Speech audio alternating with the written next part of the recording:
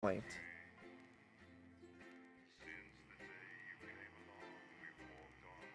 So yeah, okay then. A proportionate response. Rest of your ship passes in a blur with the same words going around and around your head. Operatives working for advanced detonated nuclear explosives. Initial estimates put the death toll in the millions. This really just happened. You pull into the driveway with no memory of the journey home. The light in the front room is on. Clearly someone else is still awake. The door creaks open into the living room and you find Sam sitting on the sofa staring at the TV. The screen is off. They're clearly lost in thought. They start at your torch. I'm guessing this is just a typo. They start at your touch. That's just all stated on the torch. They're startled at your touch, breaking them out of their stupor. They attempt to smile, but you can see it's strained. Sorry, didn't quite hear you come in. I was thinking about Sam stops shaking their head. So many people, I just can't quite believe it. I know it. It's horrible but necessary. Sam turns to look at you. Their gaze calm and sure. Advanced civilians had to protect us with the sanctions blockade. This was a full-scale war that we won. Did we win? There'd be another way. Killing millions of people is never the answer. Sam frowns at you. Sam, you can't be serious. We're at war. This country is starving. People are dying without medication. These bombs are the only way to end the suffering. They're looking at you with concern, but also defiance. You have to know this is the only real option. War is not a blank check. It doesn't excuse the crimes against humanity. I see. He looks concerned. Sam's face grows deeper. Alex, I can't agree with you on this. I don't think Advance can ever justify murdering all those people. Look away for continuing. I don't know if I can get past this. If you think it was right, I need some time to think. Sam leaves without another word, and you hear them head upstairs.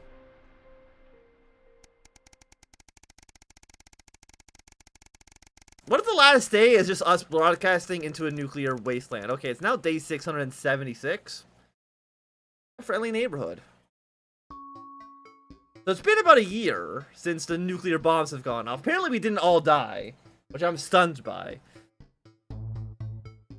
They've been a few ups and downs over the last year, but it's nice to finally be able to enjoy the last summer of sun and the garden with Sam beside you. You're just getting ready for the climatic part of the book you're reading, where Detective Caucus is about to enter the serial killer's lair. When you hear sirens coming from in front of the house, you exchange a look with Sam, and the two of you head to the front. Better arrive to see a couple of patrol cars and betterment vehicle parked inside your neighborhood's house, or your neighbor's house.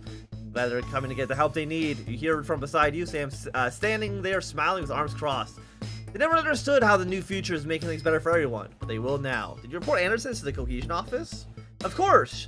George's been complaining about Vance since they got in, and I'm pretty sure I heard George on the phone planning to go to his trust meeting, and we had them over for dinner last week. You watch as Jonah and George are both escorted, though not unkindly, to the van. The protest seems to fall on deaf ears. Sam raises a quizzical eyebrow and looks at you. It's not like they're being arrested, they're just taking them to one of the centers to educate them on how Advance is really helping people. You'll be back before you know it. It's certainly true there's no hint of violence or threat of physical force from the CCOs. Still, I'm not sure that's how a pair being taken away will be seen. Yeah, okay, I'm gonna give him a not convinced hug. As the betterment van pulls away, you can't help but notice the rest of your neighbors on the street. Some standing at the front windows, doors like you, others watching through the windows. Almost all with looks of concern and anxiety on their faces. 4 words together. Another achievement. How did we not get nuked in retaliation? That's what I don't understand.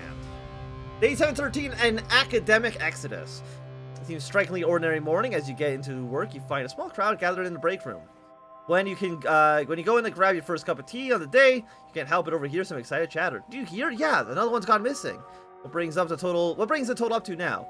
Oh, I should have gone, I think, over 100 at this point. They won't have all been reported or noticed yet. Sorry, what's going on? An excited young woman turns to you and begins to explain. Another professor went missing at Queensview University. With all the other experiences over the last year, scientists, doctors, researchers, she paused before lowering her voice to a whisper. It's clearly to disrupt targeting the people speaking out against them. I hear Advance are struggling to prevent further. A deep, familiar voice behind you interrupts.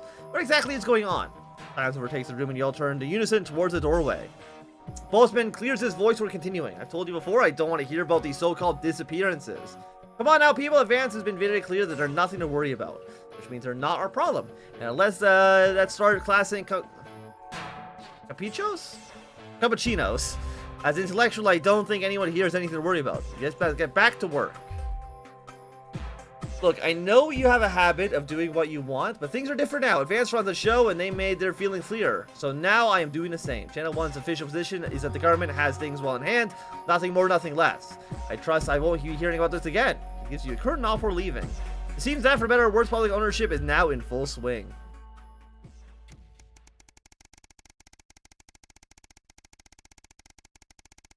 Okay, we're on day 850.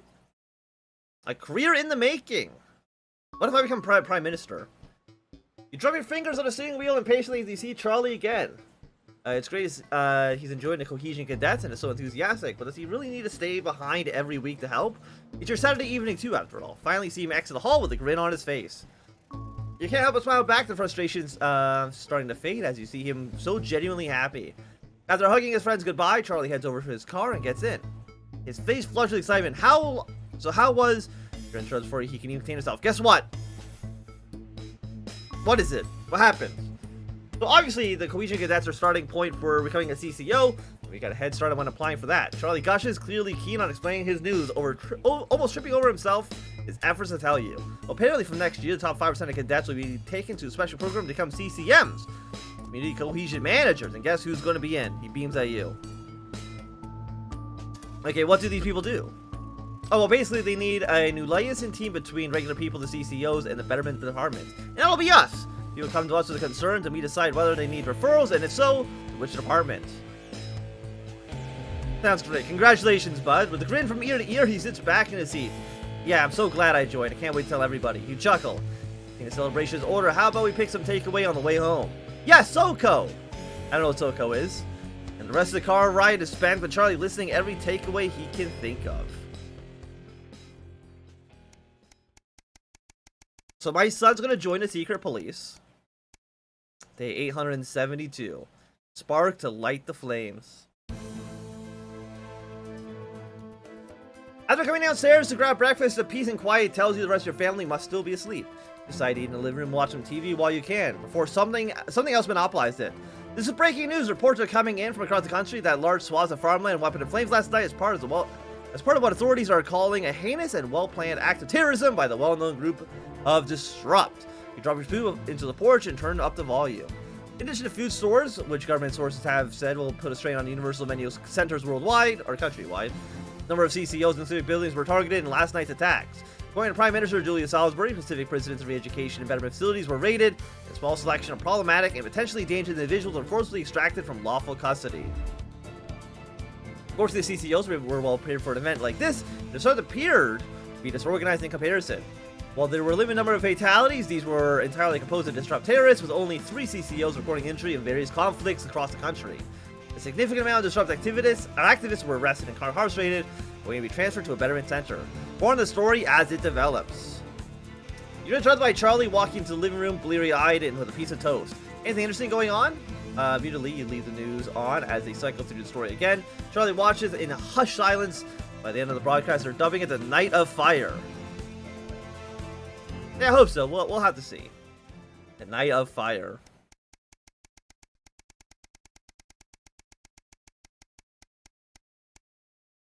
Okay, 9/12. I guess we didn't want to call it day 9/11.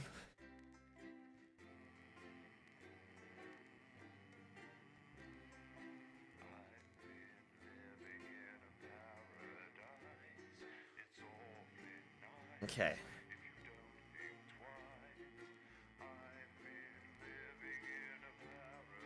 What would be happening now? What's going to be on the news? The uprising. Okay. I have a feeling this a year and a half since Liberation Night. I got a feeling that this is probably going to be the last day. It seems like this is, you know, the... He's receiving. This is Alan James. The revolution starts tonight, Alex, and to be frank, we need your help. Sure, let's start the revolution. Sympathetic to our cause, but since the bombs, well, you've seen what happened.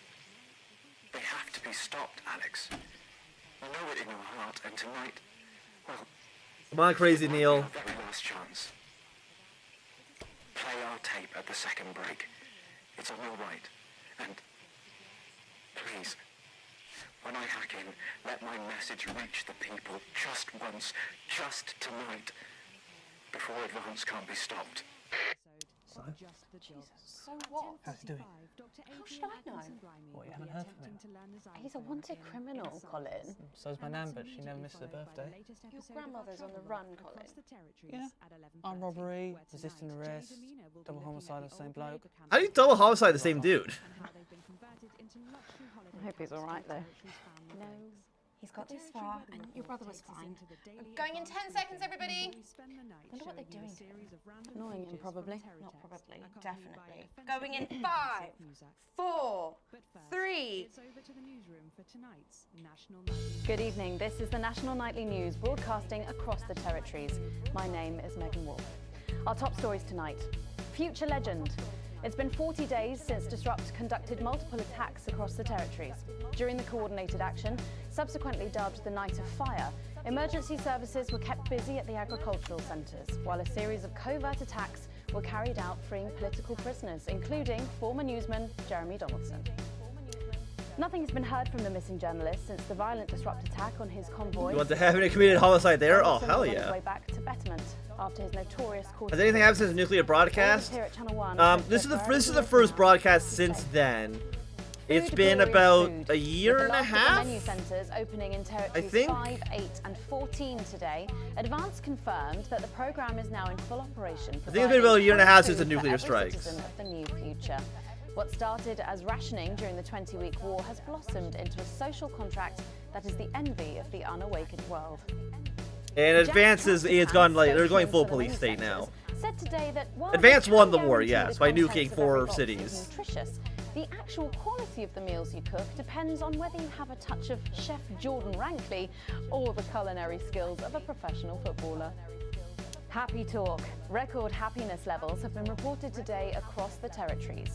As more and more former countries join the new future, a survey carried out by scientists at Queensview University reveals a stunning fall in depression, self-harm and suicides, especially in those territories which have historically faced the most unjust of indivisions. According to the professors, the binominal trajectories of the Bezier distribution show signs of becoming both inverted and protracted when dispersed over the square root of time. By applying Harrington's third law in conjunction with I have no the idea how to Barr read this variation, fucking graph. you can clearly see that things are looking mathematically good for Julia Salisbury and Advance. Any dream will do. Oddball Disrupt spokesman Alan James today set out Disrupt's vision for what he calls a return to free society. However, the problematic provocateur avoided answering any questions on the movement's increasingly sinister tactics. This image, captured on a long lens by journalists working at the Daily Scandal, shows a clandestine meeting between former Prime Minister Jacob Hamilton-Mann and Ivan Brodovich, formerly of Kyrgyzstan, thought killed on Liberation Night. Is this part of Disrupt's secretive leadership? Mr. James refused to comment. And 3 stories we've been obsessing over reached their conclusions today. Spissed me like it's Christmas, with the overwhelming success of Responsibility welcoming a new age of free love. Svenland-style orgy houses have been springing up throughout the territory. Oh yeah. Newest among them is the Fellatio Nelson, which, like so many of its competitors, is run by an entirely female management team and promises, amongst other delights, a hearty kiss for your one-eyed admiral. Looks like the bill remittance time at the top has reached a long, deep, satisfying climax. What? Which caves up? A worrying image has emerged depicting the captain charged with the rescue of the stranded scientists in Dante's Taint.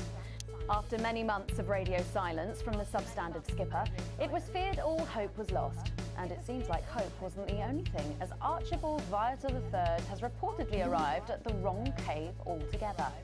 As all hopes of a safe return for David and Ingrid's team are abandoned, questions Look, have to be that's asked. news. Questions like, who gave him his licence and where did he get that moustache? Man on. Footballer Johnny Handsleeves and his new wife Tiffany Lamour proudly announced today that their little team was 1-0 up at full time, which apparently means that they're having a baby. Once beset by tabloid controversy, Johnny seems to be settling well into family life, calling this latest news the ultimate golden goal, if a golden goal also peed on you. Oh yeah. All that, plus we'll be taking a trip to Dangly Parts for the notice board, as well as getting a sneak peek at the hottest ticket in town. That's all coming up on tonight's National Nightly News.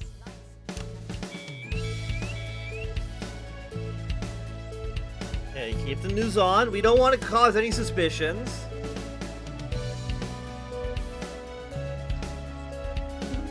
But we'll play their tape. He wants me to play it at the second ad break. I'll do that.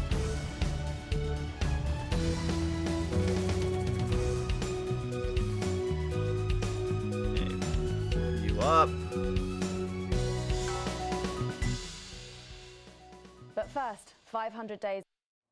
Fine leader and a great man. The start of tonight's programme is dedicated to remembering and celebrating the life of Peter Clement. Is Peter Clement dead? Bannon is live from Parliament Park, where Julia Salisbury will be breaking ground on what will soon be a memorial garden in Peter's honour. Patrick.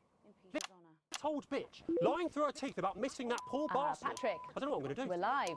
Because I'm not being funny. Things were better with Peter, weren't they? Patrick. They were, and I don't mind saying it. They were, because he held her back. But now there's no stopping her. Hello, Patrick, we're Of live. course, can't say that, can I, Francis? No, not with public ownership. No, with public ownership, you can't say anything these days. There. No, she's lost it, mate. She's completely off the rocker. I heard from an aide that... Hello, Megan, you join me here live from the what? Hello, Megan, you join me here live from the what? Oh. Seems like we've... Breaking ceremony just as soon as we get Patrick back. Meanwhile, let me just say, I think the memorial gardens are going to be gorgeous. I've had a sneak peek at the designs, and Alana Marsh has done a fabulous job. Oh, okay. It does seem like an end of the world broadcast. We can now go live to Patrick Bannon in Parliament Park. Patrick. Thank you, Megan. I'm Patrick Bannon. I don't think you are. We are indeed live here. Apologies for the technical difficulties there, but any moment now, Julia Salisbury will step out on stage behind me. Alex, Bozeman here. The boys in editing have just informed me that the eulogy footage isn't fully cut together yet. You're going to have to do it on the fly. What? For goodness sake, make sure you make it look good. Slowly gathering since this afternoon. This is Alan. You can undermine them here and help us win hearts and minds. Make him look bad, Alex. Really bad. And it seems like the How do you have the ceremony is speech getting ready underway. together? Here is Prime Minister. You are going to see who Patrick Bannon is? You know, fair enough. To begin her address. Good evening, fellow teammates and friends. 500 days ago, all of our lives changed irrevocably. Still reeling from the triumphs and tribulations of Liberation Night, another great loss befell the people of these newly united territories. The loss of a leader, a statesman, a dear friend, and a hero. Peter Gordon Clement. Peter's death at the age of just 62, of course, announced by the team on the 24th of December, just 6 weeks after Liberation Night. Born to a working-class family on a housing estate in Rotherham, Peter first trained as a carpenter before getting his start on television. First moving and building scenery, and then developing into the personality that we all knew and loved so much. Just the Job first hit our screens over 25 years ago, running for 11 series, winning multiple awards, and charming audiences up and down the country. Peter taught us, all of us, not to be content with the way things are, not to accept inequities, no matter how small. But he also taught us what it took to fight them. Courage, Beat him up. integrity, Drink your big ass glass of. and hard bloody graft. Across a career spanning 3 decades, Peter Clement was known for shows including Wake Up, It's Saturday, and much later, late night chat show Petey, which at its peak drew millions of viewers. Screw you, Petey. Peter was by no means a saint. Trust me, he once told me he had more regrets than he'd had stolen dinners. He always did have a knack for a turn of phrase. But it speaks to the strength of his character that he chose to share with us his mistakes alongside his achievements, his faults as well as his talents. Peter had the heart to give it all he had for the people of these united territories. famous Right, they're for not his kingdoms, they're polymath. territories. It's Very estimated conservatively that Peter Clement uttered over 1.5 million swear words during his career. Very Though some sources impressive. put this figure well in excess of 2 million F-bombs alone. I mean, we gotta censor a lot of what he said, so. As he was in the weeks and months leading up to Liberation Night.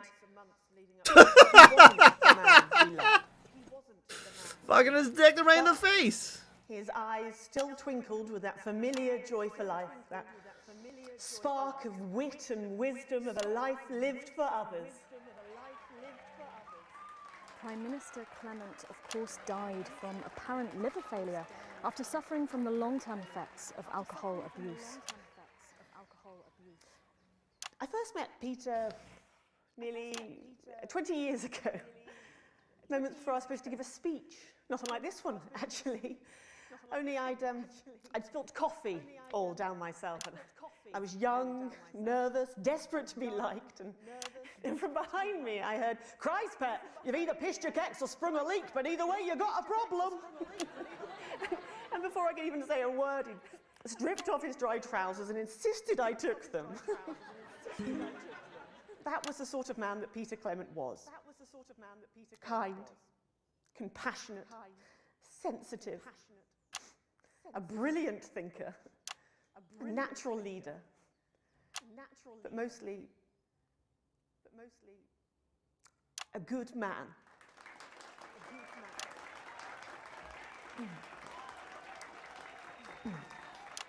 This glorious of ours, so beautiful and new, this shining beacon. Maybe you could edit more in our favour next time.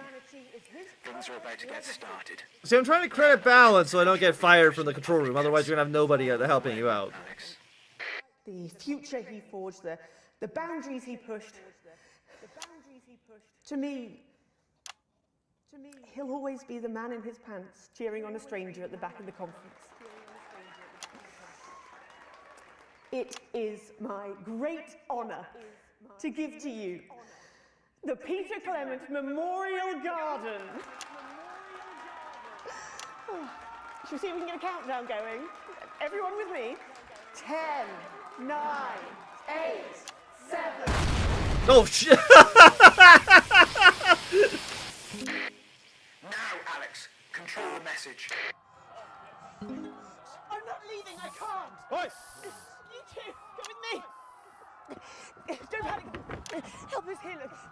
We're gonna help you. We need a medic here! You didn't even kill a prime minister! Stop resisting then! Stop resisting! What are you doing? So, look, we're gonna show the police violence. You're gonna censor it, though. Turn the camera off! Do you understand? Do you understand? Yes. Camera off! Look at me, look at me, look at me. I can't hear you. I can't hear anything. Yes, medics are coming. You sit down. No, stay with stay with Salisbury's still here.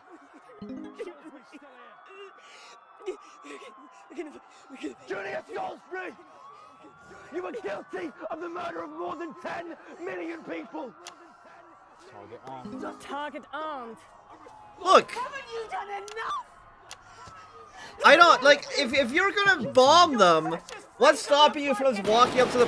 What's stopping you from walking up to the Prime Minister and just fucking beating her to death? You know what I mean? Like... Break windows, draw them out! They can't stop us all! Resist! Lower your weapons! Mom? Get off, man! No. It was unnecessary. Can't you see?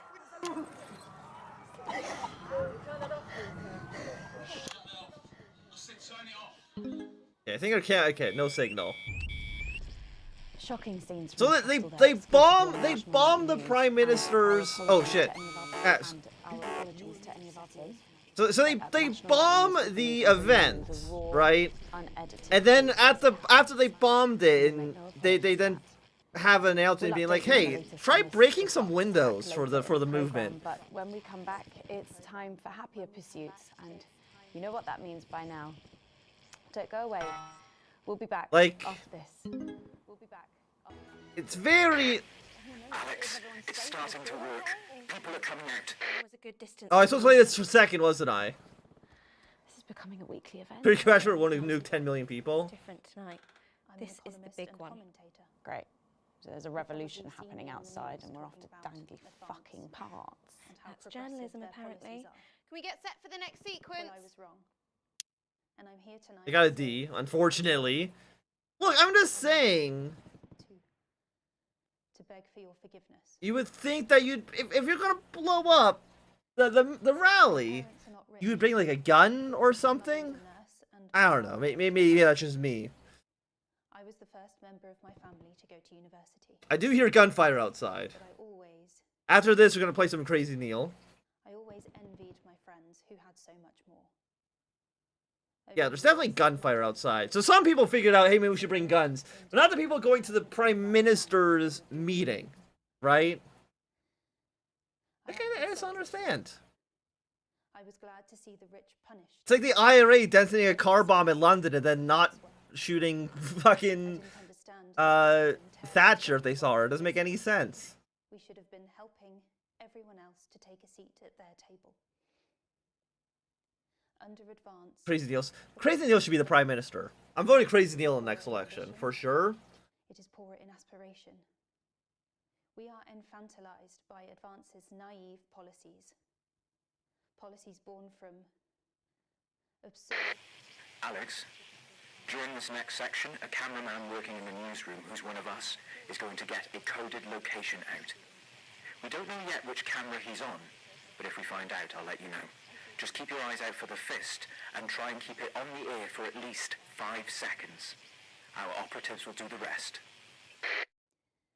Our only hope. Megan, this is your new makeup artist, Craig. No. What? No. Now lies. 10 seconds, everybody. Sorry, Craig. It's a no. It's like, Okay, oh, we poor are Craig. going 5, 4, 3. Aw, I feel bad for Welcome Craig. back to the National Nightly News with me, Megan Wolf. Very shortly, we'll be heading on over to the final episode of what has quickly become a hugely successful feature, the notice board. The notice board is Before we back. do, let's Foggy. chat with Philippa Radin. Tell me, why do you think the public love the notice board so much? It's real. There, I said it. It connects with people. You know, people look at us and they say, those are real people struggling with real problems. That's a really interesting point. Yeah, I mean, I was saying to my PA secretary as I got out the limo, I was saying, it's good for people to see Notice board is normal, great. It's a great show. authentic people like them on TV. People like you. Yeah, precisely. Unfortunately, then I was interrupted by some dreadful wretch who wanted an autograph, but a swift kicking from security soon put him back in line.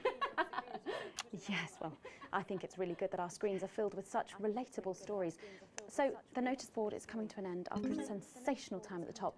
What do you think has made this show so successful? It's a combination of so many things. My hard work, my talent, my look. Wow. Didn't get this game at first, but now it's really real. Hey. You're welcome. We've just heard. Our man's on camera 4. I have a real sense of responsibility now. You know, a sense I've been entrusted with Get back to the interview, Alex. and that I should use that platform for good. Yeah, I think that's really important, that we should use this I think that's platform 5 to seconds. do good in the world, I agree. That's exactly it. So I've decided to help as many Excellent work, Alex. That's the location shared. Next, you'll need to give them the go. Is that better access to education or, reducing child poverty? No, by adopting as many as I can get my hands on. Oh, okay. How many children have you adopted? Oh, we're well into the double figures now, Megan. I stopped Double counting in the digits? late 30s. Goodness, that is a lot of children. Yeah, once we finish putting them into the guest room, I'll have to put a futon in the laundry cupboard. Oh, you really are some sort of hero. I live a privileged life. What can I say? I mean, any child I can take on is a child rescued from suffering. Poor children. Were their lives really that bad before? Oh, they're Northerns, I presume so. Yeah, it's shocking to think, actually, that... Hey, that Liverpool. Or 10,000 Manchester? I don't really know cities up north. celebrity parent. I'm trying to remember the I've never thought freaking of it that way before. And I'm doing toy format. everything I can to fix those numbers. What do you think it is about your life that's so desirable then? Well, it's mainly shame and panic interspersed with expensive bottled water, so actually, if anyone wants to, I'd happily trade. Now that I can relate to. Right, you better go off and get ready. That was Philippa Radin sharing some thoughts about her lifestyle. I think it's really important to stay grounded and keep everything in perspective. Clearly, not everyone else agrees, but that's enough from me. Let's go now over to Dangly Parts for the final ever episode of the notice board.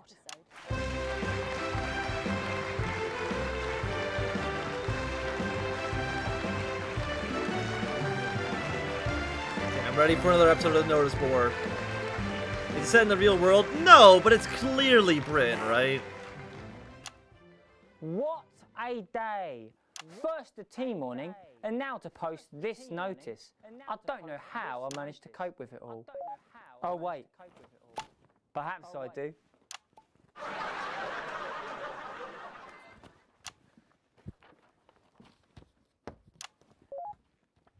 Oh!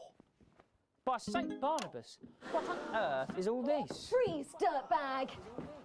Oh, Laura. I clicked it! I clicked it! I thought for a moment you were a knife-wielding mugger or stabber. No, I'm afraid not. It's just me, a community cohesion officer, responsible for keeping crime at record lows. Of course.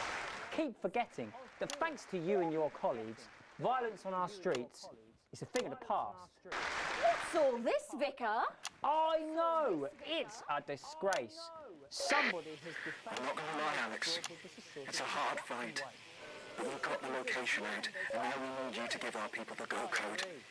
For the next 3 sound effects, 3 boos in a row. 3 boos, Alex. It looks heavy. It looks They don't call me 3 the right boos in a row. reverend. Ripped for no reason. Sorry, boss. I pressed the wrong button. Boss, I pressed the wrong button. It's no good. Shut up, actually, you're interrupting the notice board. Fit classes were a waste of time. Perhaps you, a young CCO, would be able to use it. 2 for 2. Fantastic. Oh, it's so heavy. It's too heavy. You won't be able to get it. All those lifting classes were a waste of time. It's too heavy, even for me, a strong and capable You did it, Alex. We're good to go. to lift this. What if they'll Did someone call for the best firefighter in town? Hell yeah, it's Charlie Algebra. I don't remember what his name was. He's such a man. You're so much stronger than us. Especially me, the weak old man. It's the least I could do for my community.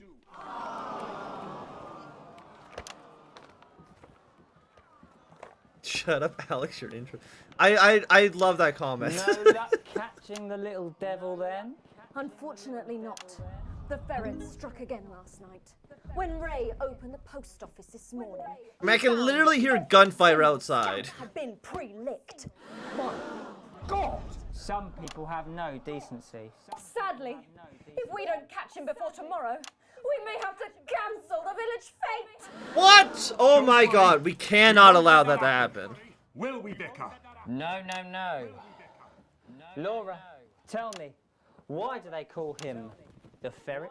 Some say it's because of his sneaky nature, but really it's because whenever he strikes, he always leaves behind the foul stench of urine. Never fear, officer. We'll catch this pissy nuisance and save the village fete. Or my name's not Captain Danger Evans. The community cohesion team are doing their best. Well, the notice board's already cancelled, so... To solve this mystery. But I know someone who does. Someone who's about to blow this thing wide open. But I understand. Blackout!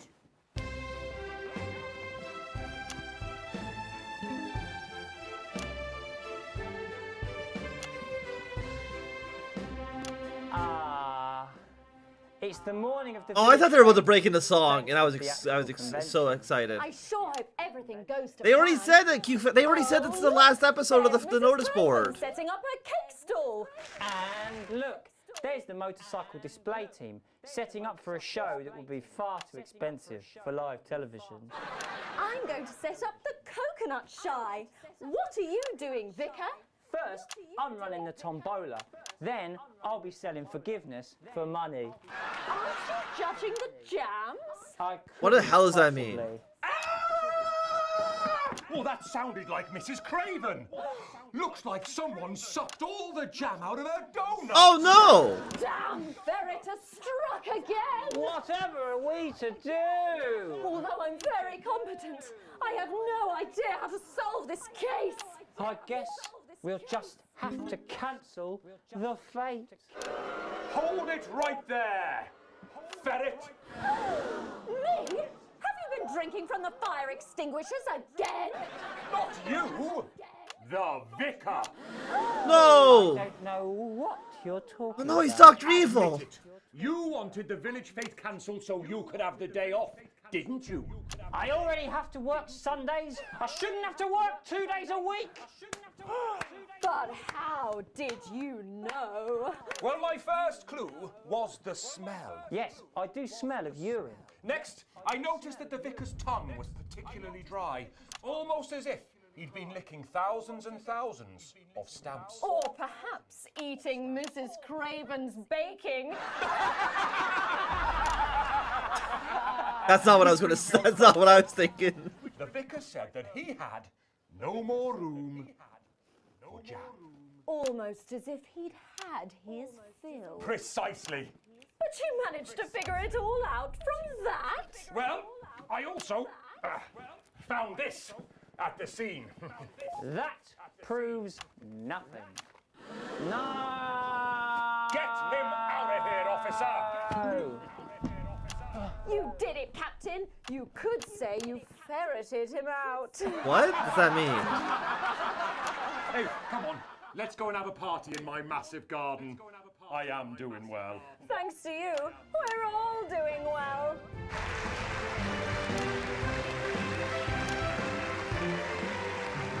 That was it, the final ever episode of the Notice Board, and what a way to end it. Thank you as always to Jeff, Philippa and Tommy. After the break, we'll be both dancing and learning, so don't change that channel. We'll be right back. That's the end. This was the break we were hoping you'd play our tape. It would have had the most impact here, but we know you played it earlier, and we appreciate the effort. Back! I've got 4 kinds of sausage! Hey, you! You coming to the after party? One last push, Alex. We're closing in. One of the guests in the last Cut another section E? will What? You'll be asked to censor on our behalf. If you do it right, the final orders will be given. You'll get 3 chances. Get at least 2 of them right, and we're going to win this thing. It's happening, Alex. Tonight we take it back. We've got all sorts of crazy stuff to bling your experience. You want it in Okay, I'm ready. We've got gold-plated strawberries. Holy shit. What? Nuts! Gold-plated jet planes. We've got gold-plated gold. We've gold-plated. That's pretty impressive. Anything. Mum, I'm really not supposed to say. Are we safe? Hi, I'm Maddie. Johnny just said to ask if you need any touch-up. Did she? What's going on in these other cameras? That's my shade, is it? What the hell is going on? This is my shade. You might be taking a moment in the bedroom and having some intimate family time. We've got Uh-oh. gold. What's going on? What else we got? We can run back to Jenny now. She likes it long. I give it to her long. Yeah. Terrible shade. Sorry about that, Sarah. Nothing you can tell me. At all, like at all. They said no one's died, that's all I can say. 10 seconds. What's wrong with you? She is in tears. Going in 5, 4, 3, 2. Welcome back to the National Nightly News. Later in this segment, we're hoping to be able to go back to It's a 14-minute segment? Shocking disrupt attack.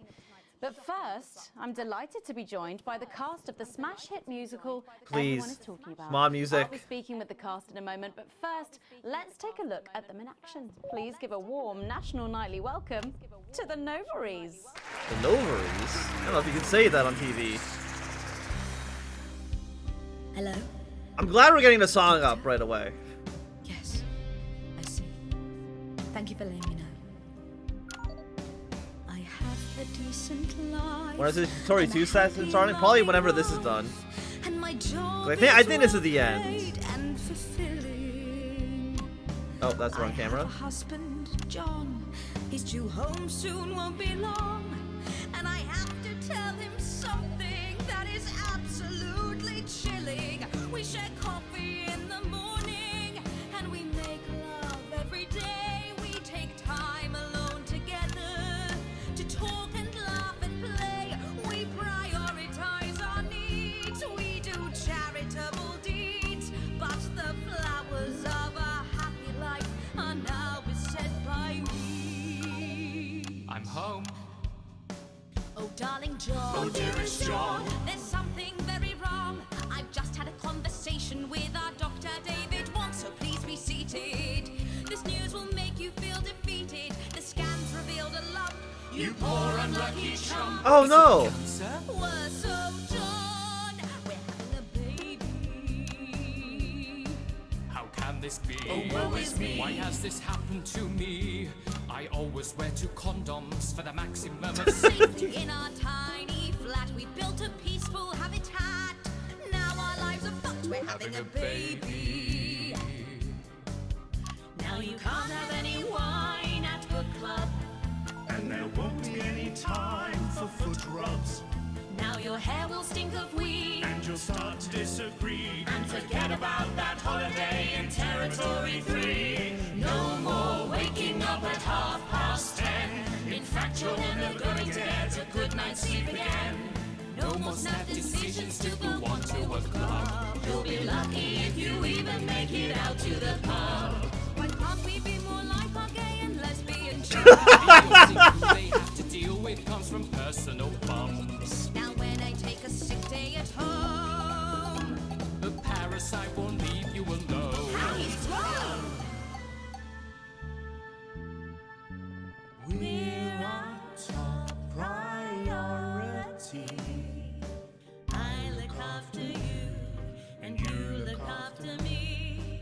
Ain't no trouble and strife. We got a childless life.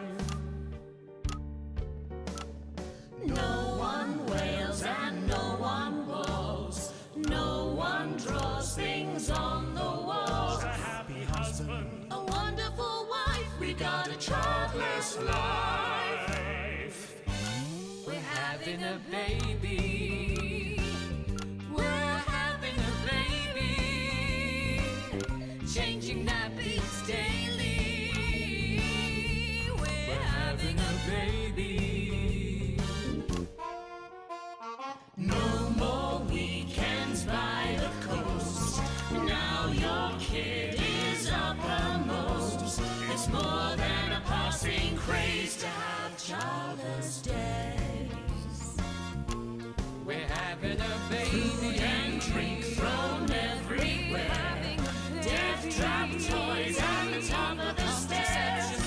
Every parent prays to have childless days.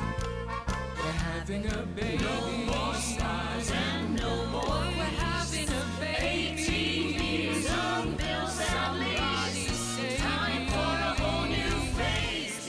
We're having a baby. One more thing before the show begins. Have you considered that you might be having twins? No!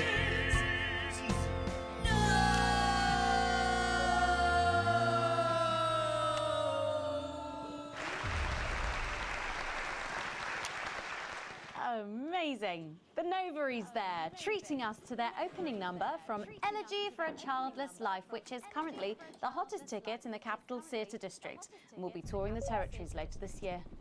Right then, come on, you got. Come on down, let's go, don't be shy. Hello. Hi, Megan. Hi. It's an honour to be here. Oh, really? Are you fans of the show? Yeah, it used to be. Well, listen, let's get stuck in. Your amazing musical. Now, I mean, not only do you perform this show every single night, With matinees on Wednesday and Saturday. right, but you're also the show's creators, am I right? Well, everyone contributed their ideas, and then some of us went away and did the actual work on the script. But no, it's very much a team effort. Oh, that's fantastic. How rude of me. I've not introduced any of you. I'll be the one being replaced next. Let's go down the line, shall we? Hi, I'm Jack. Hi, Jack. Jim Blunt. Pleasure to be here. Jennifer Boreham Woodley. Hello, I'm John Sapley. Used to be in the business professionally. My name's Jill, with a J. And I'm Janet. I'm the youngest. How do you spell Jill without a J? And you were all friends previously. I mean, what a coincidence, right? With your names beginning with a J. Oh my goodness, guys! Our names all begin with J. How have we never noticed that? Because you haven't typed them out 1,000 times, maybe? You knew? Why didn't you say anything? I thought we all knew. It's bloody obvious, isn't it? I just thought we were doing a funny thing where we never mentioned it. And I believe, as well as being friends, you're also... There's explosions happening outside. Well, not exactly. I'm not married to him. I'm with Janet. And I'm with John, you lucky bean. Jim and I are married. 4 fabulous years. Well, that must make for some confusion in the rehearsal room. Well, you should have seen the first draft. Jen decided that Jack would play Jim, I would play Jack, Jen Janet, Jill Jen, Janet Jill. What about John? Well, my character was originally just called Man 1. It was allegorical. It was very confusing. Not for a professional. After much toing and froing. And gnashing and wailing. And gin and tonic. We decided that we'd just use our own names, which is less truthful.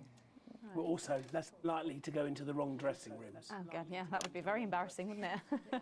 Of course, when I first wrote it, we were only meant to run for a few nights at the Mimbley Village Hall, but when I registered it with the Department for Culture, it caught the eye of someone high up, and before you could say overnight sensation, we were transferring to the capital. It's all been a bit of a roller coaster, really. I'm only 19. I'm the youngest. You really don't have to repeat that. I had to give up my job as a mortuary technician. Well, yes, we all had to move to the capital. I love that job. It's been a very turbulent time. So peaceful, no singing. So peaceful, no singing. This piece isn't. Stand by, Alex. Censor the orange. It's about children. Okay, center the orange. And why you shouldn't have them. In a way, I guess it is political, with a small p. After all, we are a solid unit, and eagle-eyed audience members will see we nod our heads to advance on stage throughout, and we target the messaging at women aged 22, well, about 35, as they're the most likely to be afflicted by this terrible problem. Terrible problem. Having children. Well, you understand, Megan. You clearly agree. Wow, this isn't about me. Of course, we see that there are advantages to a family unit, but eagle-eyed couples watch as the little parasites advance on their lives, and there's no time to play the guitar, get through a book, or watch a movie. They're exhausted, passed out on the couch by 20 to 9, for God's sake. You're very chatty tonight, dear. Usually I'm the chatty one. Because you're the youngest, we know. It's not a badge of honour, Janet. Janet, please, Jennifer. Oh, well said, John. Thanks, Janet. Got your back. So could you just tell us what is the play about? What happens in it? Well, go ahead. It's a tragedy, obviously. Jennifer, myself, and John have their child, and then the story charts the downfall of their hopes and dreams. And there's lots of singing. And dancing. A lot. My character works at a menu centre for a distribution unit.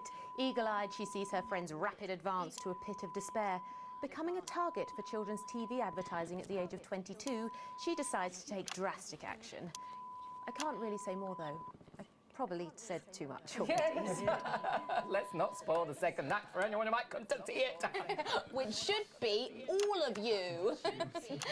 For too long, we've been told that a life without children is somehow incomplete, that children are a blessing. Well, I've done the research, and they're not. Besides, there's already loads of bastards running around all over the place, so... We just want people to have the option of a happy, child-free life without stigma. You know, when I was 14, before I had come out, I had an experience with a girl called Julia Jacobs. She was an experiment, I guess, you know, a chance to dip my toes into the... Fascinating. Well, thank you all so much for coming in tonight. I really hope you keep them dancing in the aisles for many performances to come. The Nova is there. And I am pleased to say we can now go back to Patrick Bannon to get the latest from the scene of tonight's horrific events. Patrick, are you okay? Thank you, Megan. This is Patrick Bannon reporting from the scene of tonight's devastating and symbolic attack tonight this evening. I mean, if you see some smoke in the background. Which I myself have found myself caught up in. I'm still a little dazed and a little deaf, Megan. So I hope you'll forgive me if I seem that it's time to speak with the Prime Minister. Mrs. Salisbury, that's you. You're still here. The Prime Minister. I couldn't leave, not when there were people that needed help. Any team player would have done the same. I don't deserve praise for being human. Yes, no accolades here. Or Palisades. Or lemonade. Right. So, is the situation now, are we safe? Yes, the security services performed their duties without hesitation.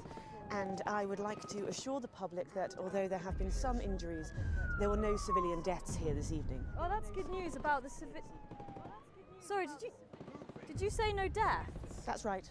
No civilian deaths. Just the 4 disrupt terrorists curtailed by law enforcement who were, as always, so cohesive. If I may, I have a message for your viewers. The sound is getting a little louder. Speak there. And the explosions are they're getting closer for sure. Stay at home tonight. Do not become another casualty of war.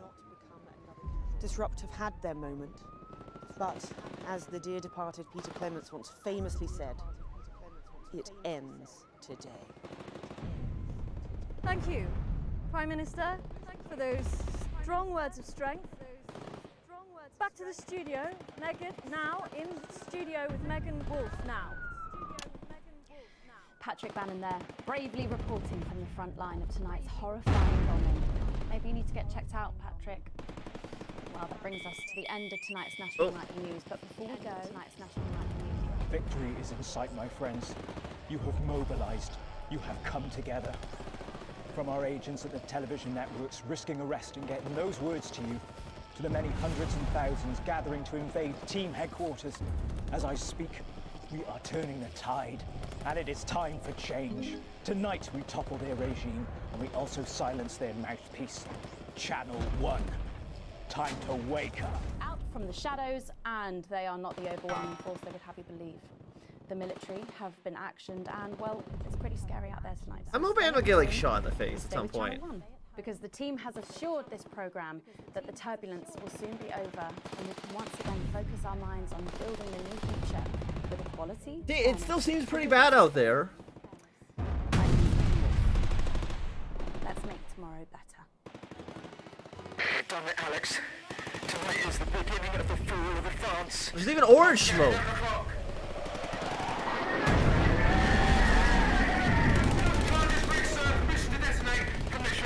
Old friend. We are going to detonate!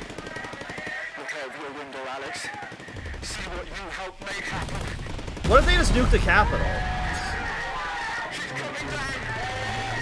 No, my job! I'm unemployed now.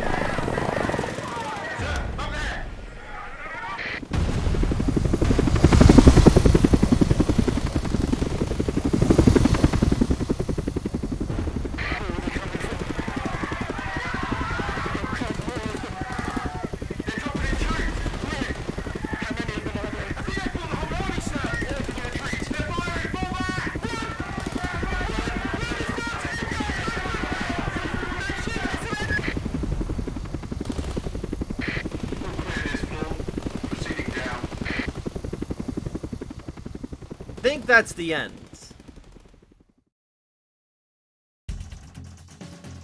D, E, and an A+.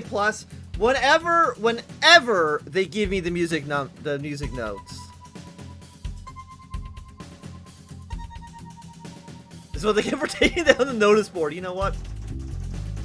Hey, but look at this. I got my full wages. And things are looking up. You'd love to see it. Channel 1 still loves me, even though I'm explicitly going against her orders.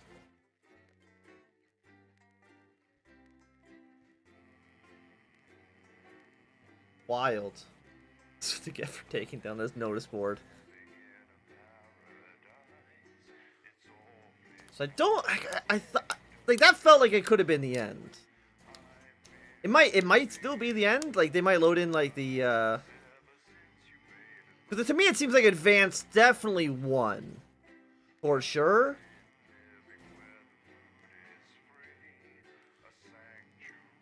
But I don't know. But I mean, day 912, 913, important review.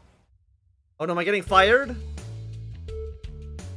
You arrived to work a little early, despite a stressful journey in.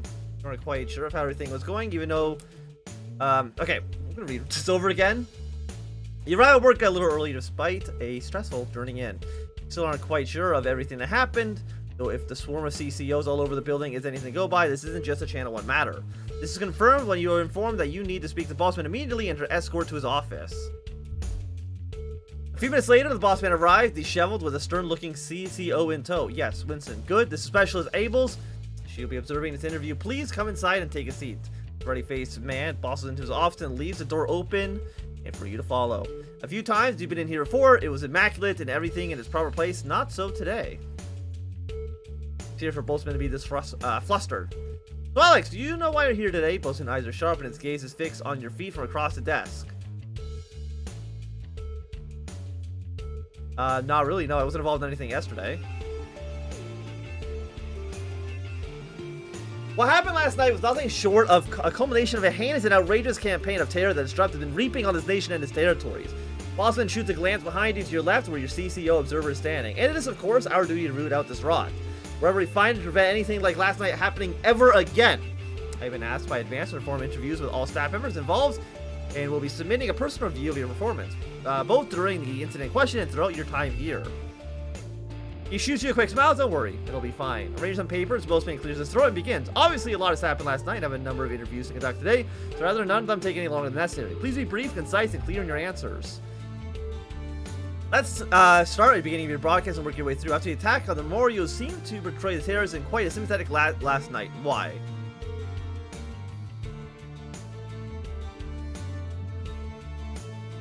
I showed what was happening. I did what I felt was right and very... I thought that was our job. Yes, of course, with everything in flux, you weren't to know what would happen next. I am certain you did the best you could, Alex. You always do. Bossman scribbled some notes down and the noise of his pen, scratching into notepad, punctured only by the constant tick-tock of his clock. Reviewing the broadcast, you noticed something odd about a particular camera choice. It was a while everyone else was talking, or did put, yes, here we are. Do you recognize this? With a flourish, Bossman produced a leaflet of a notice board and placed it in front of the desk of you. I mean, what else why would it be there on camera? Well, that makes sense. You aren't responsible for maintaining the set. I can only assume that's where it was meant to be, after all. You get the feeling that at least some of the above was to the benefit of the CCO in the room. Thank you, Alex, and again for Abel's benefit. You're so loyal. There was one thing we noted during the finale of the notice board. Bossman picks up some notes on the other side of the desk. You seem to play an odd choice sound effects relatively early on. Now, the script was expecting laughs, but for all three you chose boos. Why did you do that? I was under the impression I could pick freely. Did that change? Well, of course. Obviously, we want all of our shows here on Channel 1 to be successful as possible and allow our staffs a significant degree of autonomy. I'm sure no one would try to fault you for simply having a different sense of humor. You can see Bossman is frowning as he writes this, clearly not convinced by his own words. Maybe he likes you more than you thought. Could I not just say that the machine, malfunctioned? How many other people will be interviewing today? At this point, Bossman looks in particular, take out a pair of glasses and place them somewhat delicately on the end of his nose. Then pointedly, the man leaned forward to examine his notes in detail. Now, obviously, we expect a bit of interference here and there, unavoidable, however. He paused, turning pages at an agonizing pace. Interference is not the same as terrorist propaganda. Would you care to explain how quite so much of the press has found its way into the airwaves? Machine been out of date for either, doing the last update to make things any easier. Out of the corner of your eye, you note Specialist Abels is visibly more attentive, awaiting your boss' response. Well, It's certainly true that accidents happen, and with various stress of last night's broadcast, I don't think anyone can begrudge your slight drop in attention. Boston smiles warmly at you as Abels returns to his passive stance. A loud creak breaks the glowing silence as Bossman leans back in his chair. The tape of poor Miss Brightman. Why did you play it? Help me understand. Why did you play the tape? I was worried what the strut might do if I didn't play it. You watch Bolton slowly clean his glassware, answering, well, at the end of the day, you chose to do it, Alex. I don't know if I had done the same in your shoes. I clearly think it's enough. I think it's clear enough you thought it was the right thing to do. That's all we can ask of you. Clears the throat and leads forward again, a smile once again on his face. I believe that's all I had for you anyhow. I think all the information we need to know, Winston. Bolton looks questioningly at the CCO, but by the time you turn around, the moment has passed. Best you just go home for now. Don't work for you until we get a new satellite tower up. But of course, don't leave town. I may have more questions for you following other interviews. As you leave, you see open hostility in Specialist Abel's eyes. I might be getting executed. We'll see. I know it's been like a full year, and they didn't catch me. I'm in the clear. A banquet for some. It's your anniversary, and this year you got plans a week away. Could just be what the doctor ordered for you instead, but it won't be cheap. Things are looking up. More money than you normally spend, but Sam is worth every penny. Technically not negative. Love to see it. Sam still hasn't forgotten the missed anniversary, but you've not made that mistake again in the reader's science. Damn, Bossman. With the trip booked, you could even take today off. So you could go out and cook a nice meal from scratch. Fancy! Sam is going to love it. Even you and Chris seem to be on the same page for the first time in years. Maybe it's been long enough for them to forgive you, or perhaps they decided that it was unfair to ask you. But either way, you're grateful for the newfound peace. Even helped you clean up the house today. When Sam gets back from work, it'll be pristine. As Sam steps into the hallway, you're waiting in a doorway to the kitchen, dressed to the nines and acting as nonchalant as possible. Alex, what's all this? Oh my god, did you clean? And what's that smell? They give you a quick kiss. They step past you into the kitchen, where the banquet is laid out, candles lit, which Chris and children standing quietly grinning. My god, Alex. Happy anniversary, Sam. Happy anniversary comes to the chorus of your 3 cheerleaders as Sam turns to you smiling with tears in her eyes. Alex. It's perfect. Sam rushes over and kisses you softly, only breaking off when you can get less than a subtle cough from Charlie. So, I got officially accepted in the Community Cohesion Management Program, Charlie burst out. How do you feel about being grandparents? Susie continues. Kidding. Though, might be sooner than you think. Susie laughs and Sam grabs the door frame by support. Alright, you two are coming with me before I can give your parents a heart attack. See you later. Tomorrow.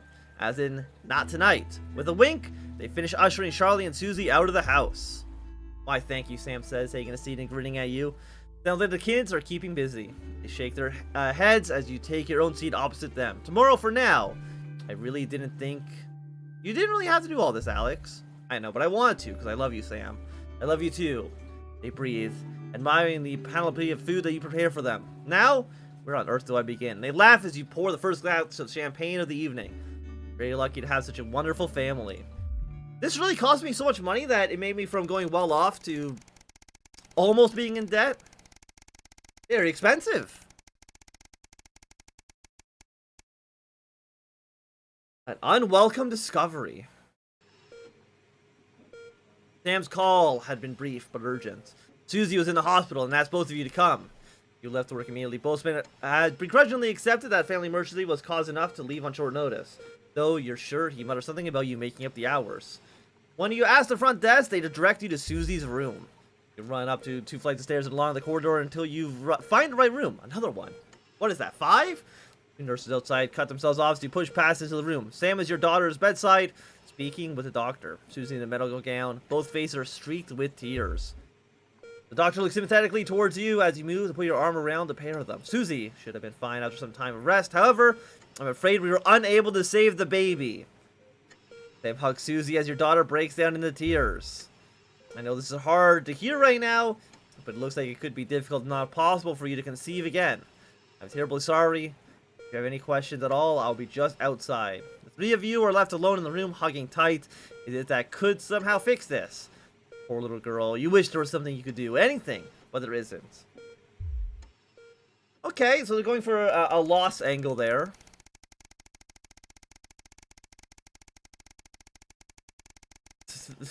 A little sad. Oh, my job down. Did I get fired? Everything's ready. You and Sam have been trying to watch Bullet Man for years. But you miss it in the cinemas and you never seem to get stock when you went to pick up the VHS. Now you're just waiting for them to get home so you can start. You hear the front door open as you put a bowl of popcorn on the coffee table. Just like so much gaps in this popcorn. Hey, butt in here, Sam. Sam comes in with a vacant stare, ignoring both the film and snacks as they sit down next to you. Sam, what is it? I've just been let go from work. Sam just started studying into space. Apparently, there just isn't a need for 2 nursery teachers anymore. Not enough children, so they can't justify the expense. Honey, I'm so sorry. It'll be okay. You'll find another place. No, you don't get it. There just isn't a demand for younger year teachers anymore. Not just here, anywhere. I don't know what I'm gonna do. What we're gonna do. You pull Sam into a hug. I know things are tough. Well, think of something. How, Alex? We're barely scraping by as it is, and now Sam begins to sob. It's been 3 years. That vacation has bankrupted his family for years. We're gonna have to sell the house. I can't see any other option. We have too many debts to pay. I suppose you're right. I still hate the idea of losing this place. Think of everything that's happened here, Alex. You fall silent thinking. Eventually, you start the film. Neither of your hearts are in it. Too busy thinking about the future. Still, houses and everything. The people who make it a home. Hey, got achievement. I moved out of the family home.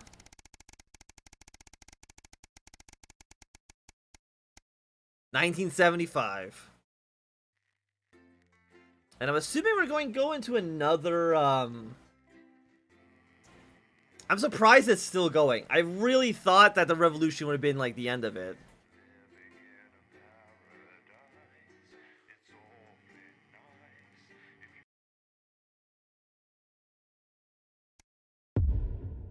Day 1975. The sterility. 3 years since the uprising. Hello, Alex. I've checked the schedule for tonight. Nothing major to report. Certainly isn't anything you can't handle. Still, at least my daughter's in for Advance's new initiative. That should liven things up a bit here. Keep up the good work. Okay. So what I think we're going to do is... I thought this game would have been